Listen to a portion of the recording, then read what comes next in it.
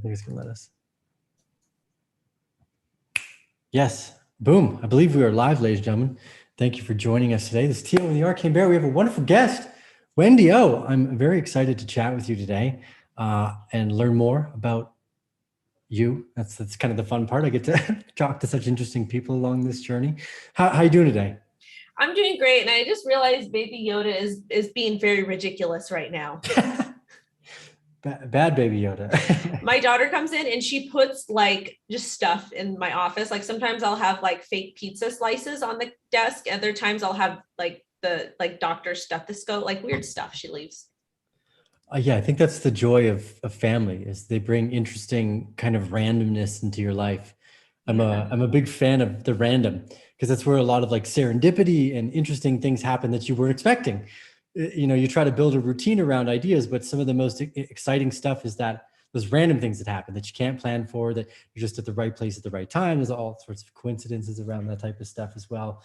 So I guess, you know, one of the places we'll start is just tell us a bit about like how you found the crypto sector and like maybe like what in your younger years do you think kind of led to that, I guess, as well. We'll use that as a lead.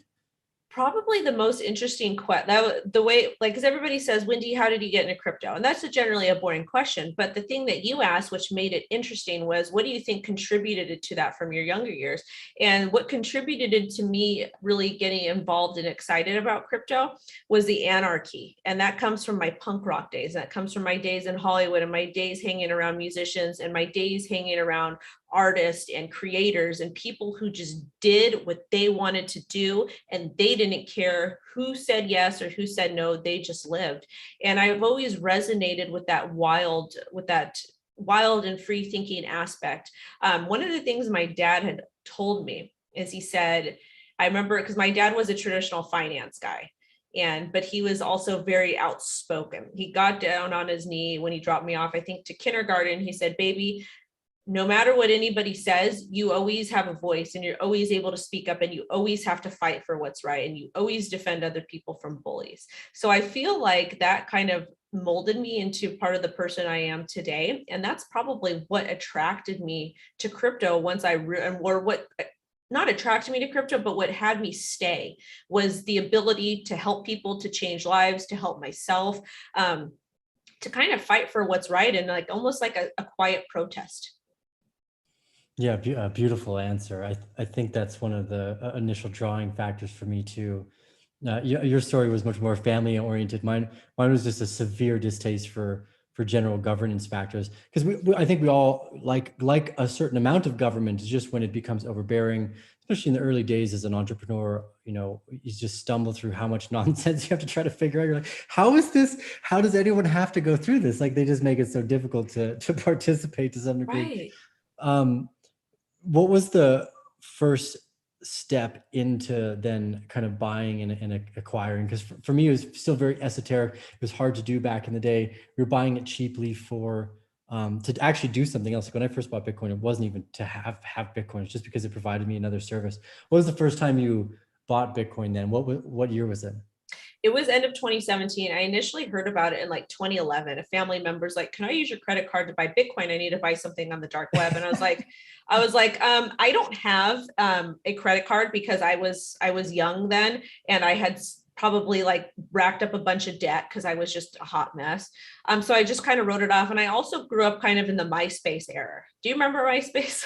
Yeah, the MySpace error, is that what you Yeah, it was a lot of errors there, and I'm so glad I deleted and got rid of that thing like years and years ago. Oh boy, because that was my wild days in Hollywood. But I just didn't think I was smart enough to be on the internet or to do anything in tech because I wasn't brought up that way. But I finally decided in 2017 to buy my first part of Bitcoin. And the reason why I decided to do that is because I walked into a TD Ameritrade and I says, "Can I invest in stocks?" And they're like, "Yeah, you need $25,000. And I was appalled. I was like, how do they expect me to have $25,000 cash lying around? So I bought Bitcoin and I figured I could flip and start trading or learn how to trade then, even though I had no background or didn't know what I was going to do. Yeah, that's one of those areas of regulation where it's just so hard for the general participant. And it's one of the things I've grown to love about blockchain as well. I guess maybe not so much the anarchy, but the kind of rule of voluntary peer-to-peer markets, whether it is Bitcoin or in general. The internet has really offered us this unique kind of information sharing platform. Um, you know, one of the parts that's interesting for me, and we were talking about this before, is that because I'm not very tech oriented, like, I mean, I can plug stuff in. We were trying to figure out how to go live on your stream. I was just happy I could figure out how to get it to go live even on my stream, let alone like on multiple. So there's, I've always been interested in the way people view the concepts, and you were talking about anarchy. What are some of the interests you've seen in the space? And one of the areas I know we agreed on was like the kind of NFT for charity sector. What type of stuff are you most interested in terms of what might be possible in the technology aside from any of its monetary aspects? Probably the coolest thing is I knew about a little bit about personal finance because I grew up very poor, and my mom was always very like so scared to spend money because I don't know why, like I guess past trauma or different things like that. But I feel like the most important aspect about Bitcoin and crypto is it forces people to learn, and it forces people to step outside their comfort zone. Like heck, the other day I set up the Phantom wallet on the Google browser, which is for the Solana ecosystem, very similar to MetaMask. And I was like, wow, I did this. This is really cool. I can't believe I did it. And I know it's like a silly thing, like being in crypto, like people look at us that we have YouTube channels, they're like, oh, they know how to do everything. No, I figure a lot of stuff out on my own, and I'm proud of myself when I can figure things out. Yeah. It's like, I'm Yeah. like, yay, mini victory, I want to celebrate. But it's like, I feel like when you're in crypto and you're in Bitcoin, it really just forces you to learn. You learn about the monetary system. You learn about how the Federal Reserve works. You learn about all of these different oppressive systems, like regardless where you're at. And it makes you really think about money. Like, what is money? Why are these people controlling it? And it forces you to learn. And I feel like that is so important, especially for people that grew up poor, people in like very poor neighborhoods, because I was one of those people. And Bitcoin and crypto really forced me to take control of my life and my finances. And I'm so thankful for that. And I feel like I'm able to kind of make a positive impact on people that way. And one of the positive impacts that I'm making right now is at the local boxing gym I go to. It's in the old neighborhood I lived in, which is not a good neighborhood. We were able to raise close to $25,000 just in crypto for the gym. And the owner, Nita, she shows the kids like, hey, look how much we have today. Bitcoin's going up. And they're like super excited. And these are kids that are from backgrounds that are not going to get into crypto or technology because it's not introduced to them.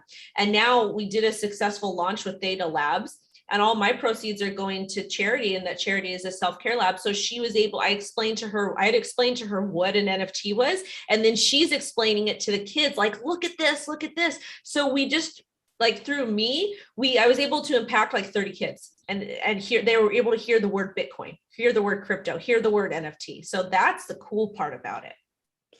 Yeah, I think to start in the idea of exploring and adventuring, you're talking about, but before the charitable stuff, the idea of the participation rewards, like a lot of times the investment is not necessarily monetary, it's into the learning experience itself. And for me, that was one of the things that continued to draw me back to the sector too, was the research that goes into some of the conceptual aspects, because I'm not a tech person, like trying to stumble into understanding the value of the metaverse or the NFTs, or how these digital ideas of memorabilia and collectibles items and the other sector that goes beyond. I like studying and researching, and it's a real opportunity. I think a lot of people get scared of making mistakes. And you also pointed out another key part too, is that because there's such a high barrier to entry for like opening a traditional stock market account, isn't just buying like $50 or $100 of Bitcoin. The barrier to entry to maybe make your first few mistakes is lower. Because I think, too often we get excited, like, oh, I'm going to get all this right. Like people are like, I'm going to invest, I'm going to trade, there's huge gains, I'm going to sell the tops and buy the lows. And you're like, it's actually very difficult to do that. A lot of the fun stuff, the data is that day-to-day is like, in my MetaMask, is it uses like, I've got an NFT and I've made up my own NFT. I think that ability to maintain an interest in learning is so important. And then to translate that into, the way children view the world, is you were growing up with this new digitally native generation. You have a daughter, correct? Yeah, she just turned 5 in my heart. But I'm like, I have a 5-year-old. It's hard.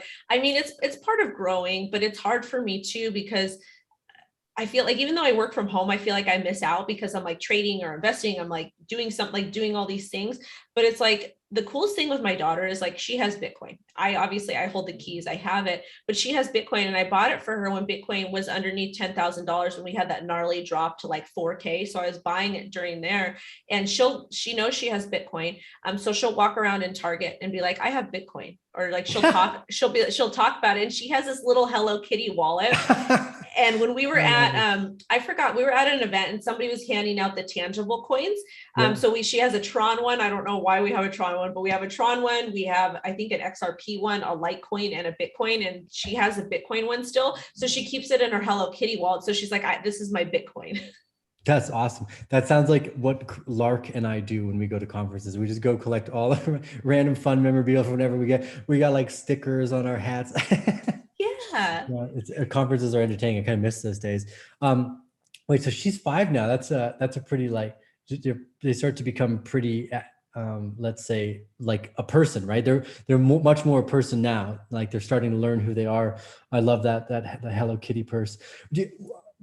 I guess just maybe my abstraction of a question here is this, because this is kind of maybe a controversial way to look at something too, is what are the downsides of the technology and our children and our future generations? Do you see any inherent negative consequences to this type of stuff? Of course. I grew up in a generation where the internet was just becoming the internet. Like it was a cool deal because like I remember when my aunt, because my dad was super into tech stuff before he passed away. So we had like, I think it was a Commodore or an Amiga computer. We had all these bootleg games, like all this crazy stuff. So I had the computer growing up. But I remember when my aunt got her first computer, and that was connected to the internet, and I got to play like Return to Zork and all these really cool games on it, but I got to actually use the internet. And the cool thing about using the internet was AIM. So I remember that. I remember dial up, and I remember when my mom, I remember the AOL days, and I remember like being able to go on the internet and talk to people from like all over the place. And this was so cool. I was like, this is so cool.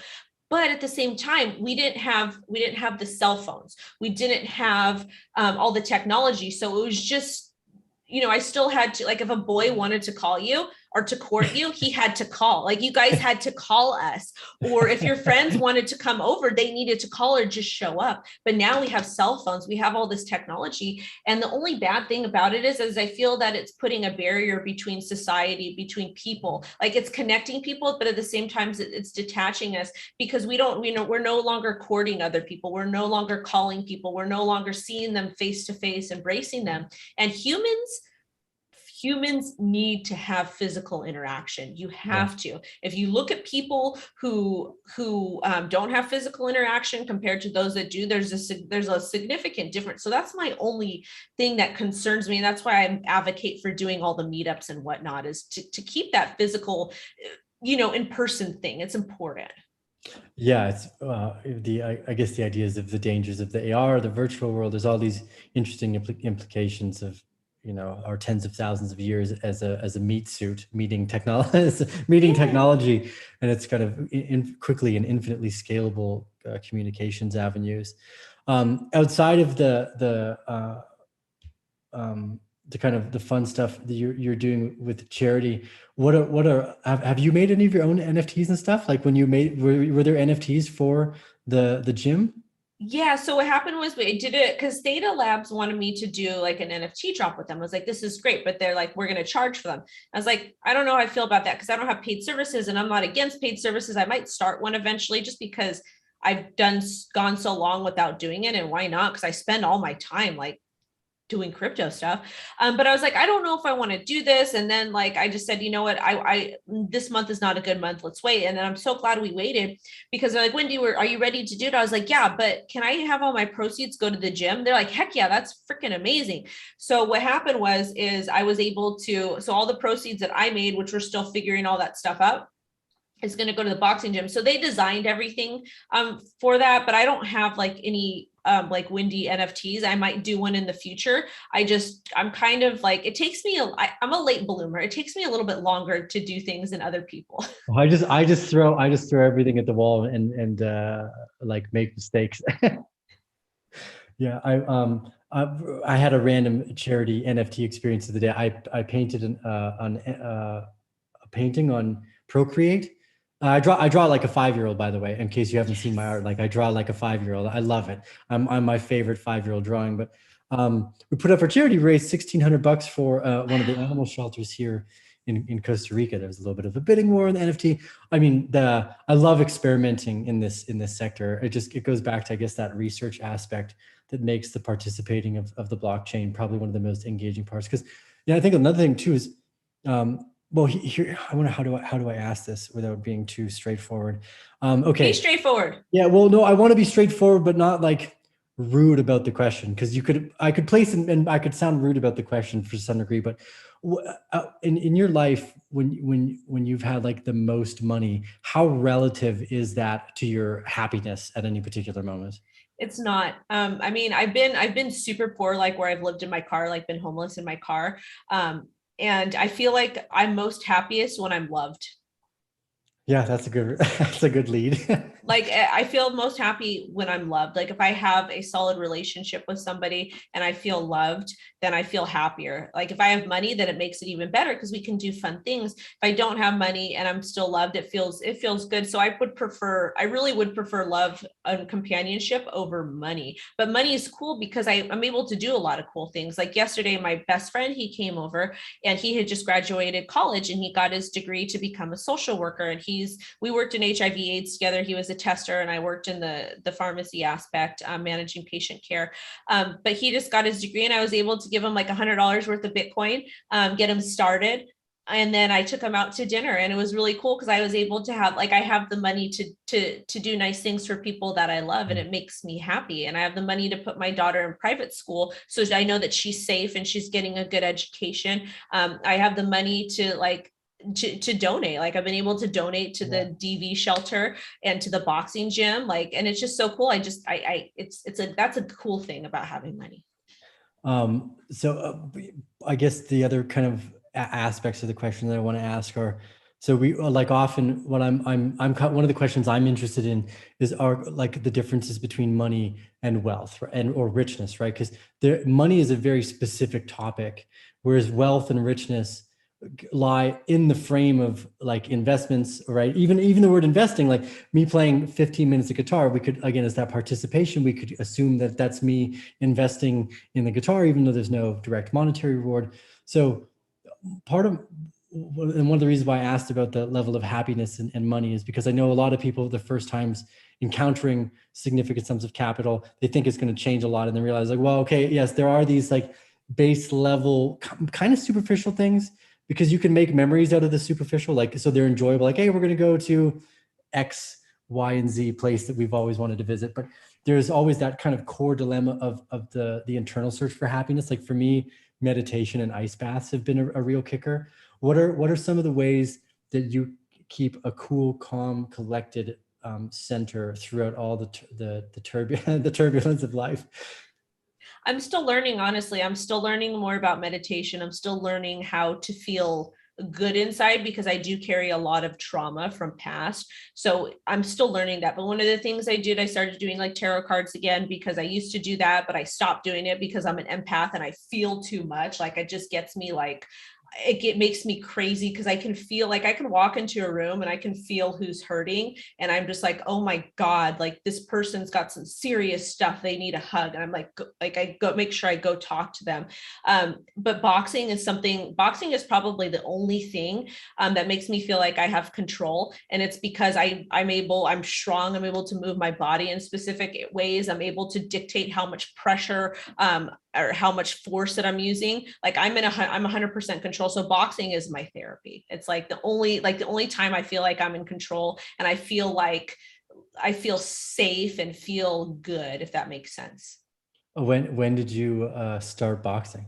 I started boxing at 16, but I would box 30 minutes a night. I trained I had a person that showed me how to, and I'm so glad I learned because I needed to defend myself later. But I started training 30 minutes in the morning and 30 minutes at night for 2 years straight, every day, 7 days a week, because I'm very compulsive. And then I kind of stopped because I went to go be cuckoo crazy and hang out with cuckoo musicians.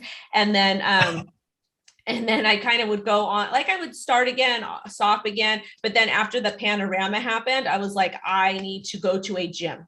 And I felt finally confident, and the first time confident enough in my life to go to a gym and train. And it's the same gym I'm at now that I train at, and I love it there. I feel at home there. It's my home, and it just feels so good to be able to be in control and be talented at something.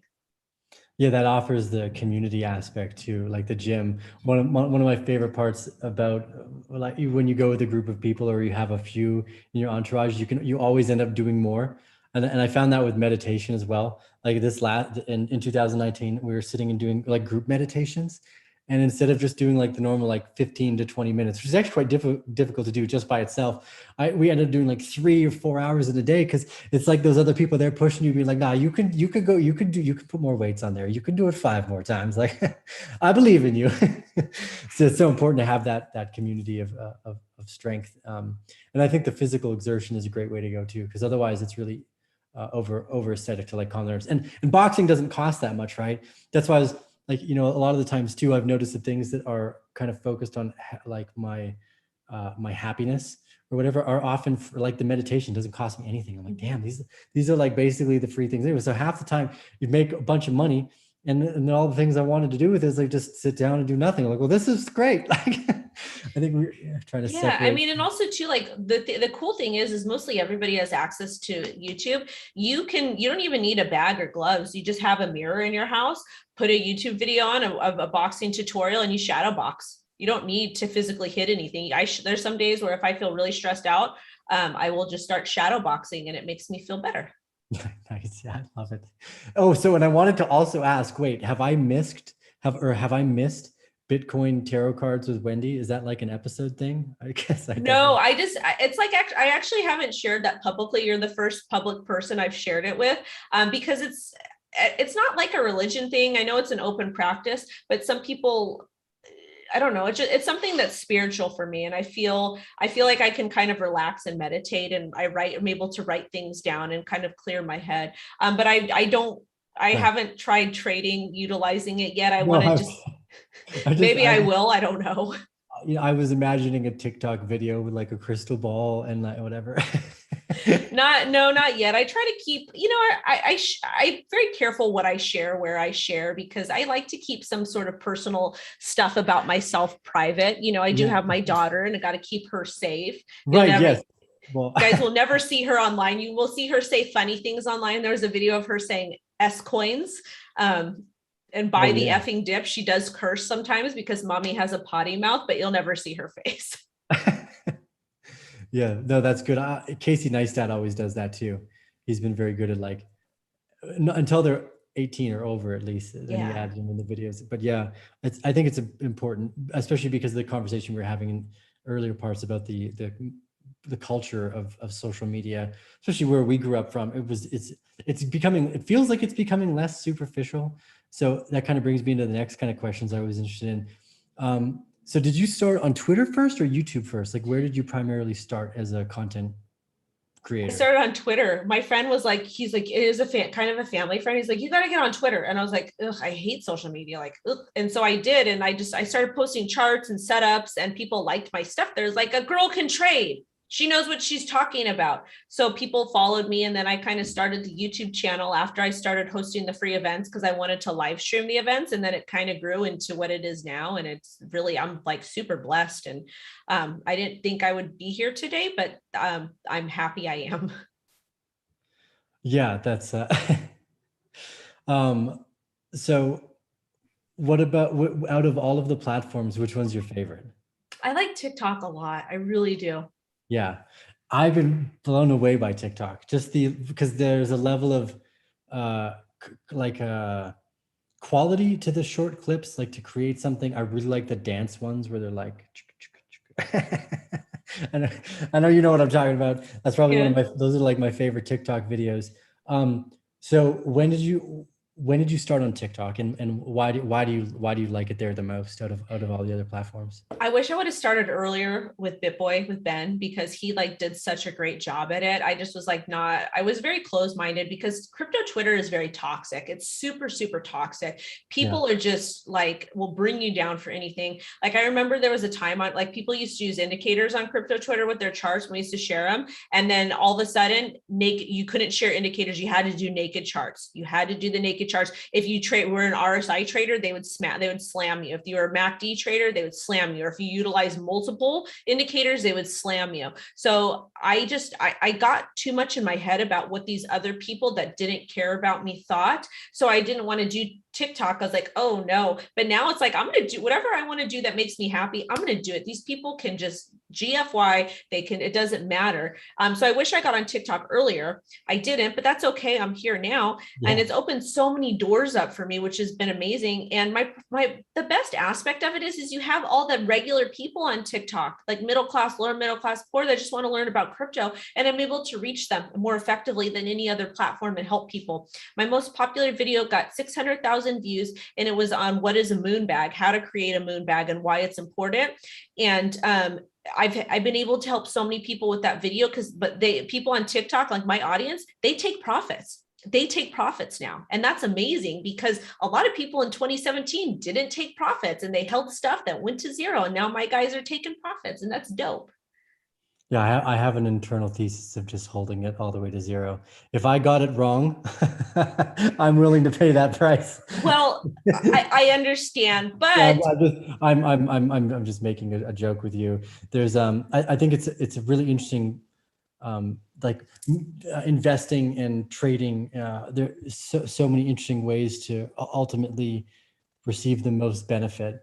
You know, the last year or two for me has been focused on what have I done that makes the most amount of capital while doing the least amount of effort, so that I can go and try to meditate for 4 hours a day. Like I'm trying to really maximize the result for the effort that I get out from the idea. And that's why I really started to fall in with viewing this whole sector as venture capital, where in the venture capital space, you're likely to get, let's say, 8 out of 10 things wrong. But if you get 2 out of those 10 things right, and if they're in proportions that you don't mind losing, the asymmetric upside to the 2 that you got right versus the 8 that you got wrong always pays off in aces over top of whatever you got wrong. So when for me, it really became the idea of, okay, well, each investment thesis is based off how much I am willing to lose. Like Bitcoin has to go to zero before I sell this thing. And in the meantime, just keep accumulating. And then I have a profit strategy, but it's I guess as an entrepreneur, I've developed a place where business is functioning. So I technically just want more assets. Right.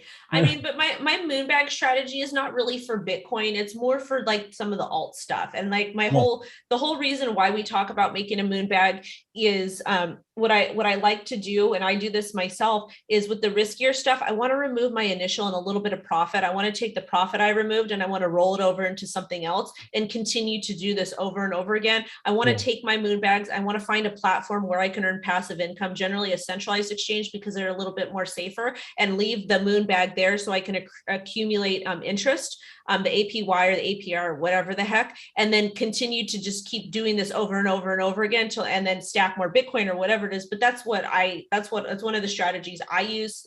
And it's been doing good. It's been good to me. Yes, I know. I agree. The removing of principal is always smart on any, especially when you're new to investing or trading, because it's hard to see the macro picture. And I think that's always one of the difficult parts too, is everyone is focused on the kind of the day-to-day price changes, which are unto themselves almost limited in what they provide. But it's when you scroll to the macro picture of what happens over the 10 or 15-year process in these market cycles, you see these 100x, 200x gains, right? We've been looking at Matic for 2.5 years, at which point it was like at under a penny or around a penny for those 2 years. And then you have a 200 to 250x, right? And a lot of the time, like once I remove my principal, I try to just walk away now until it's at like a 30, a 60 or 90 or something closer to 100, because I'm always getting significantly higher returns from walking away. Like I had a bunch of Fetch and Matic that we had been piling into. And then as soon as I saw a 10X, I'm like, well, that's a fucking great profit take. You walk away, you're like, oh, maybe the best like I've been trying to find out how good is my strategy if I just basically totally walk away. And if I want more of that asset, I'll buy more of it when it seems cheaper again. Anyways, total side point. I agree with you. I think that it's, you've got, I've been trying to help people find the way of like generally going back to what they like to do for business, the things they love to do. Like, you ending up here, I think you should definitely start monetizing whatever you've built, however you'd like to do that. I think the joy of business is a good product and service that brings value to other people. And you've done the right thing by going jab, jab, and right hook. It's like, it's free content. And then here's a value proposition of the products and service. And we package it up and curate something special so we can continue to grow the Wendy O show. I definitely think you should do that. Yeah, well, it's something I'm considering. We'll see how it plays out, though. I'm in a transition process right now. Yes. Oh, I have yet to find a non-transitory place in life. You let me know when you find that. Like I get like 10 to 20 minutes of stillness at a time. So Wendy, let's go a little out past the stars. We'll keep in the crypto just for the last part of this question, and then we'll go a little bit more broad spectrum just because it's entertaining for me. What do you see the future of crypto and the NFT sector being like in the next 5 years? How active do you think that will become in your day-to-day life? It's going to be insane. NFTs are going to be a game changer in healthcare, in real estate, for artists, for musicians. Think of anything that you can prove ownership of, anything that needs to be that you need ownership for, like a will, legal documents, anything. You can mint NFTs with anything, and it provides real ownership. And really to kind of bring it to places where, like, for example, on my father's side, they are Jewish, they're German and Romanian on my father's side. We have family, we don't know how my family came to the United States, but we have an idea with certain pieces we were able to tie up. My cousin, she married a museum curator in New York. They went to Romania to kind of pull up the family records to see what happened. All the records were destroyed due to historic events that had happened. So the power of NFTs, like if they had NFTs back then, they would be able to prove who my family was, the names, the relatives, the real estate, all of that type of stuff. And it's immutable. You can't destroy it. It's there forever. It's there. So that's really the power of NFTs, is being able to prove like who you are, being able to prove I owned this real estate, or I owned this document, or I owned this X, Y, and Z. And I think that that's a very powerful tool for people who maybe might not be educated in specific aspects, or maybe might not understand that I have to sign a contract or what this means. I feel like that's going to be a viable resource for them that doesn't cost a whole lot. Yeah, there's an expansive space. I don't think a lot of people have recognized where it could go as well. And definitely individual ownership is always one of the main arguments I brought up, is like, do you not understand how valuable it is to know who owns what property? Yeah. And I mean, my daughter, she's very, she's so cool. She loves this show called Gunsmoke, and it's black and white. It is from like the 50s or the 60s. I don't even know, but it's an old cowboy Western, and it's on TV, and it's like whatever. But I was watching an episode with her. And when these people came to the West or wherever, there was a couple that wasn't able to they spoke English, but they weren't able to read. So they purchased a piece of property, but they were never given a deed because they couldn't read. So he's like, the guy's like, I don't want the deed because I can't read. So they had to get the sheriff involved to kind of dispute it. And the sheriff's like, well, you don't have a deed. He's like, but I can't read. Why would I get a deed? So that just goes to show you like how important documents are, like proof of ownership for things. And again, even though it's like way back in the wild West, if you have an NFT to prove ownership that you own this land or property, it would be yours forever, essentially. Yeah, it's one of those ideas against the arguments of any type of maximalism, is that there's just far too many things going on in the sector to think that one technology can cover all the potential solutions that these cryptographic one-of-ones or identities really help provide. Now, what the value of that is over the long term, it's really hard, much higher than we can probably imagine. But I think in general too, that it's much easier to focus on those broad spectrum concepts, like what is a distributed system and why is it powerful? especially for private property ownership. It makes a lot of sense. Okay, we'll jet out in a more with more abstraction. Favorite books. I really like the 48 Laws of Power. I really enjoy reading that book. I listen to it on audiobook, and it makes me feel empowered, just to kind of hear how different people deal with different things. Because I'm just such an I'm a pushover. I'm a really, really big pushover. I will bend over backwards for people, even though they might not be the nicest. So it kind of gives me self-confidence. And I really loved The Secret because, and I know it sounds kind of cringy, but I didn't understand the power of manifesting until I got through that book. And I started, I just remember I was sitting at my old job, and I was sitting in the car and how much I hated it. And I just wanted to be at home with my baby, because I was nursing at that time, and nursing and driving 3 hours round trip is not a fun thing because you have to pump, you have different things you have to do. My daughter she was exclusively BF, like exclusive. That was something that I wanted to do and I did it. But I just remember having that book in my car and reading, like I was so depressed. I was so sad. I was going through postpartum, and having that book in my car and just reading a paragraph every day before work, it got me, that's really what got me to where I am today. So those are things that I like. I like books, and I like to educate myself on being empowering, but still always giving back and showing kindness and compassion. Yeah, the daily affirmations are really strong ideas, like waking up and being like, thank you for like another day, before you get like caught up in the mundane, like, it's a miracle that we are here right now. Like, My favorite one is, and this is probably the silliest one, I know your audience is going to think I'm crazy. If I'm going through a very hard time, like where I can't get out of bed, because I also suffer with very, very bad depression and anxiety. It's like, it's crippling sometimes, and some other stuff, I'm sure. But when it gets so bad and I can't get out of bed, I'm like, Wendy, you have 10 fingers and you have 10 toes, and you can see, you can breathe on your own, you can walk, you can move, you have mobility. So I like to just be thankful, even if I'm just like, God or the universe, thank you so much that I can see today. Thank you so much that I can read. yeah. Like that type of stuff. I like to be thankful for just tiny things like that. I'm thankful I can breathe on my own, that we generally take for granted. So I like to just, just small stuff like that really helps. Yes, I think affirmations, mantras in general. There's this book by a guy named Monish Prabhai that I really fell in love with because of one specific mantra that he had written in the book, which was heads I win, tails I only lose a little. Is this kind of repeating idea of like, okay, well, what can go wrong here? Once we know that, we can extrapolate and what might be able to go right, but kind of starting with this, what could go wrong.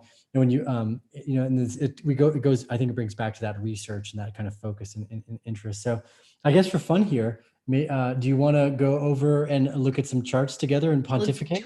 Let's do it. Okay, nice. I do want to go first, or shall I? Well, we'll let you lead the way. And Okay. I'll argue or something. Okay. I might argue with or against you. I'm not sure yet. You can argue whatever you can argue whatever you want. I am a Leo, so I don't know yet. We're gonna find out. I do fight back. Okay. I am a Perfect. Leo. That's why we're here. That's my thing. So I'm feeling like I feel like we might get to $42,000. I feel like we might be getting a dip. That's what I'm kind of just feeling in my gut. I mean, I feel like we kind of might drop. And the reason why, that I'm looking at the chart, I feel like it would be a good area to dip and then kind of come back up. And I feel like I might be a little bit crazy for thinking that, because everything is so bullish when we're taking a look at the chart and everything is running upward, or maybe even not so close to 42K, but I feel like we're going to get another dip. I feel like we might actually reject at like 46,000 and then continue to fall down. But I still do think that we are in a bull market, and I do anticipate us continuing to climb up and us continuing to do well. But I feel like we are going to kind of have some volatility in the markets, and even kind of taking a look at the lower time frames over here, even at the 4-hour chart, we're having a lot of issues kind of being able to push above 45, 46.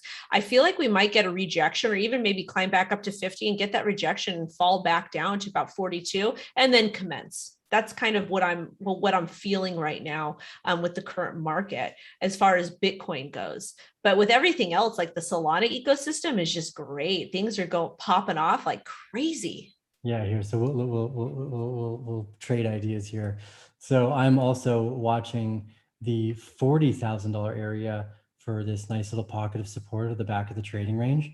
So from the Wyckoff after your spring, what you get is an LPS, an SOS, and LPS, an SOS, and LPS. So that's known as a sign of strength, a last point of supply, a sign of strength, a last point of supply.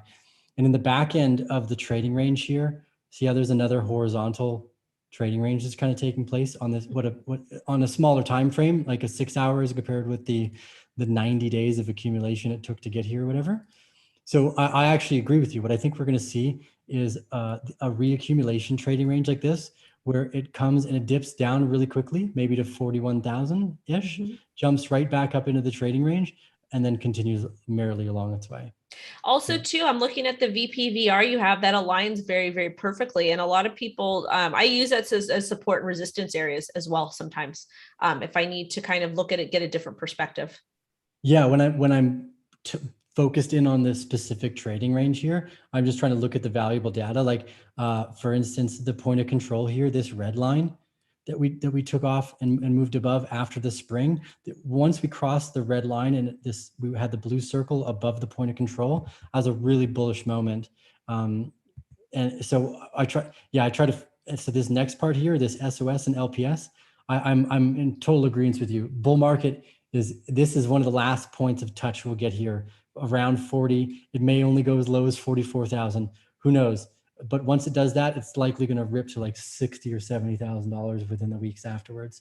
Because you're right, Solana Solana's already completed its breakout and has moved well above the box, and this is where Bitcoin is still in this kind of final part of that breakout range where it moves above the box.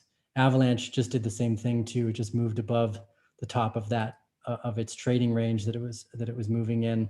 So I suspect Bitcoin is going to do exactly this. It's right near the top of the trading range. It's going to jump up higher and then continue.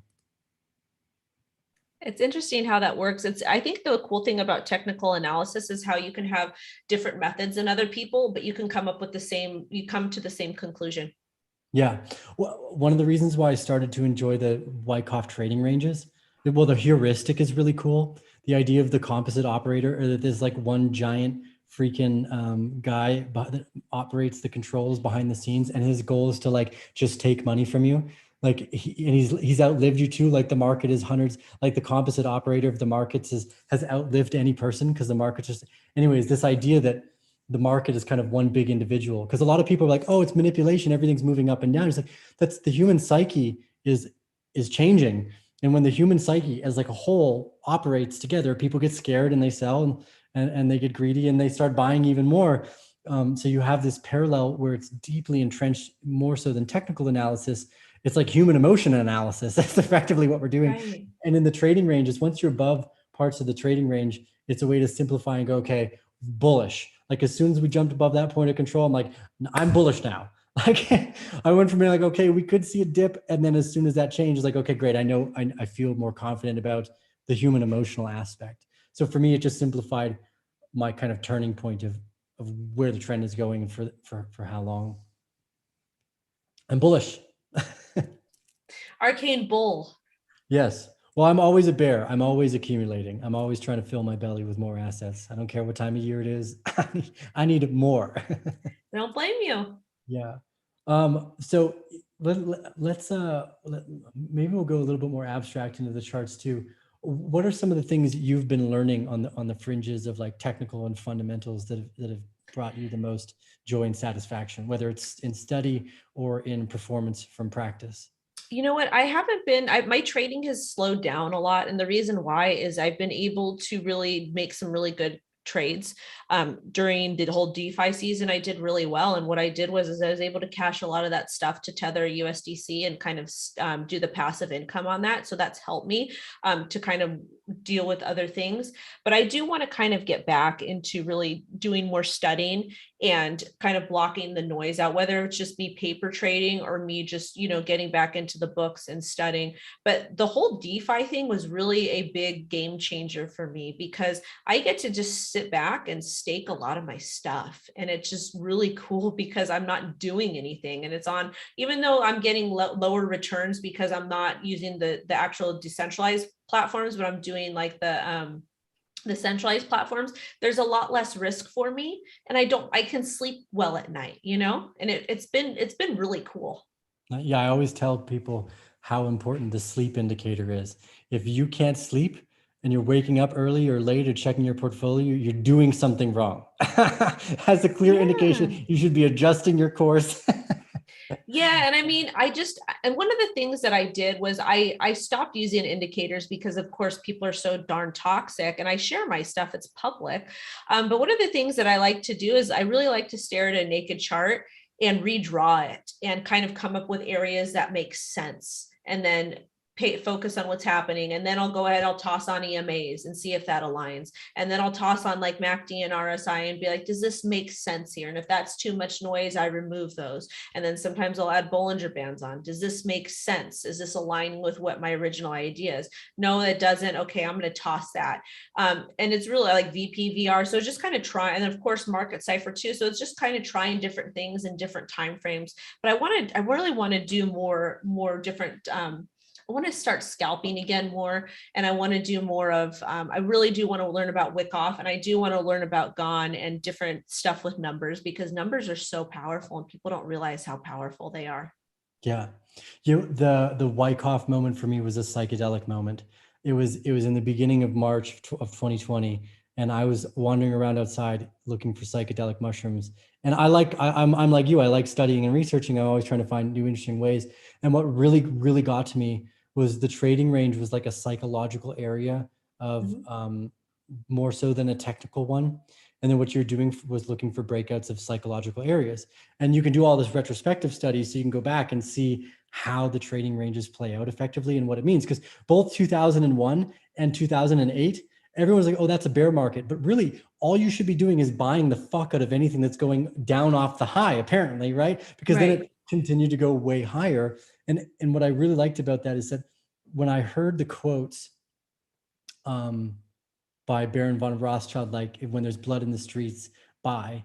I had not been at age to buy or accumulate in 2001 when planes hit the buildings or whatever, because it was a simultaneous stock market crash / terrorism event, or in 2008 when the financial collapse came around. Like, I wasn't in a position to understand what you should be doing, which is just buying everything you can get your hands on, basically, because they've got easy upside for those fear moments. And for me, it was this kind of keystone of technical analysis, where the trading range was this area of human contention that I was looking at more and more so. So what I've started to do now is I remove every indicator that I possibly can, aside from the VPVR, because it's kind of a supply indicator, and just go, what's the signal I'm looking for? Where's the fear? And then where are we? Because as soon as we're above the trading range, like the greed, everyone's bullish now, Bitcoin's going to $120,000. The majority of the tweets are going. So once that psychological area hits, you can see it in the markets, but often you don't need to. Like, you didn't need a chart to tell you that the pandemic was scaring the shit out of a lot of people. And that's what I really liked about the trading ranges, is it taught me that moment of peak fear you can see in the charts. And that's what you call a spring. That's where you have as much supply was in the market comes out because people are scared, and you see this, and then all the big entities, the comp man who has just endless amounts of fiat to fucking spend, just come and go and eat all of it up in a very, very short order too. So it was a life changer for me. The pandemic taught me so much about that blood in the streets quote, where like, oh, it's a red candle, blood in the streets. Like, no, that's a very literal concept. Right. Yeah. Well, Wendy, it's been a pleasure to chat. I'm always stoked to be able to learn more. You're a fascinating individual, and I'm really I always feel weird when I say this to people, because I'm not like, I feel like you were trying to be someone's dad. It's like, I'm proud of you. No, that's a nice thing to say to somebody. Sometimes people need to hear that. We all have inner childs. We all have inner children inside of us, if that makes like our young self in us. And sometimes we need validation. So thank you. And I'm proud of you too. Yeah, good. Yeah, good work. I like it. I love what you're doing. We're big fans over here, so keep it up. Let us know how we can help in any way. For those of you that are watching me and do not yet watch Wendy on a consistent basis, you can follow all of her social media links down below. I'm going to watch more of your TikToks. I do kind of hope now that I'm going to see a random kind of joke tarot for Bitcoin episode, but that's just me. If I do, I'm gonna do a little. I'm gonna say this is for Arcane Bull. Yeah, yeah, thank you. And let me know when you do your next charity NFT events. I find I those exciting. will. Yeah. Okay, thank you guys so much. Have a great rest of your day. I'm proud of you, and I'm actually going to hop on my channel and live stream right now. So I'll catch you guys soon.